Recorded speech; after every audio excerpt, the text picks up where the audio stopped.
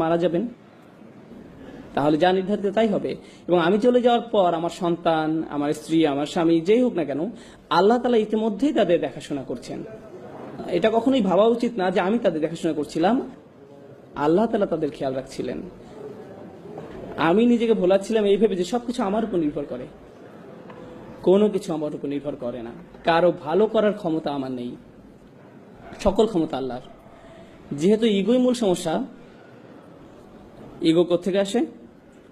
আপনার মধ্যে ইগো তখনই জন্মায় যখন আপনি সত্যিকার অর্থে আল্লাহর মহত্বকে মূল্যায়ন করতে ব্যর্থ হন, যখন আপনি আল্লাহকে সমাদর করতে জানেন না, তখন আপনি আল্লাহকে প্রশংসা করার স্থানে নিজের ব্যাপারে উচ্চ ধারণা পোষণ করেন।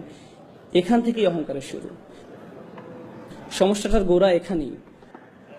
সুতরাং ইনশাআল্লাহ প্রথমে যে বিষয়টা আমি বলতে চাই তা হলো, সেসব মানুষ যারা ধর্মের লেবাস পরে থাকে, তারা দেখতে ধার্মিক,